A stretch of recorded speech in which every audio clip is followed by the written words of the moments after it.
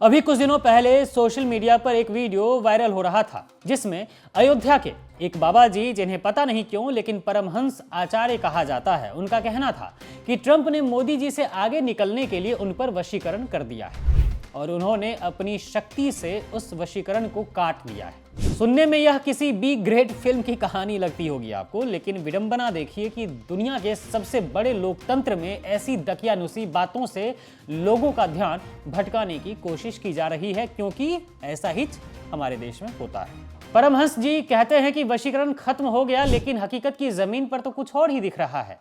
अगर वशीकरण खत्म हो गया है तो मोदी सरकार ट्रंप की हर शर्त के आगे घुटने क्यों टेक रही है?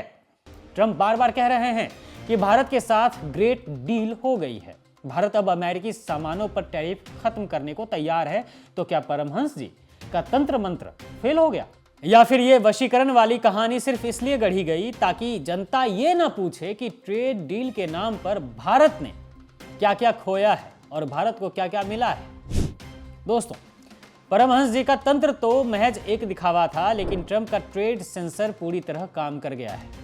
भारत और अमेरिका के बीच सौदे के पीछे की असली कहानी यह है कि भारत ने अपनी आर्थिक संप्रभुता को अमेरिका की एक्सपोर्ट पॉलिसी के सामने सरेंडर कर दिया है। खबर है कि अमेरिका से आने वाले सामानों पर जो टैरिफ दीवार की तरह खड़े थे, अब उन्हें ढहाने की तैयारी हो चुकी है। जी हां, भारत के सामानों पर अमेरिका अब 50 तो नहीं लेकिन 18% टैरिफ अभी भी लगाएगा। वहीं भारत जीरो, जो पहले 100% तक हुआ करते थे। क्या ये वशीकरण हटने का सबूत है या फिर विदेशी आकाओं को खुश करने की मजबूरी? पता नहीं। वैसे हाँ, एप्स्टीन फाइल में तो मोदी जी के नाचने गाने के तो राज भी दफन है ना। है, ट्रंप सीना ठोक कर अमेरिका फर्स्ट की बात कर रहा है और मोदी जी सीना छुपाकर डील पर मुहर लगा रहे हैं, क्योंकि सरकार अमेरिका के साथ हुए डील को मास्टर स्ट्रोक बताने का प्रोपेगेंडा बुन रही है।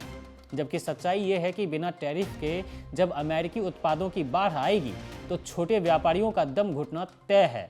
लोकल फॉर वोकल का नारा देने वाली मोदी सरकार ने विदेशी कंपनियों के लिए रेड कारपेट बिछा दिया है। ट्रंप ने खुलेआम कहा कि भारत अब वेनेजुएला से तेल खरीदेगा, लेकिन अपने पुराने और सबसे अच्छे दोस्त रूस से किनारा करेगा। क्यों? क्योंकि अमेरिका का दबाव है। इतना ही नहीं, भारत ने अमेरिका के डेयरी और कृषि उत्पादों के लिए अपने दरवाजे खोल दिए हैं। इसका सीधा मतलब है कि हमारे देश के किसान, जो पहले से ही कर्ज और लागत की मार झेल रहे हैं, वह अब अमेरिकी कॉर्पोरेट खेती के सामने बर्बाद हो जाएंगे। क्या यही है आत्मनिर्भर भारत, जिसका ढिंढोरा मोदी सरकार पीटती रहती है? ट्रंप ने भारत की अर्थव्यवस्था को मरा हुआ बताया, भारत के लोगों को जंजीरों में जकड़ कर डिपोर्ट किया, लेकिन मोदी सरकार की तरफ से एक कड़ी प्रतिक्रिया तक नहीं आई।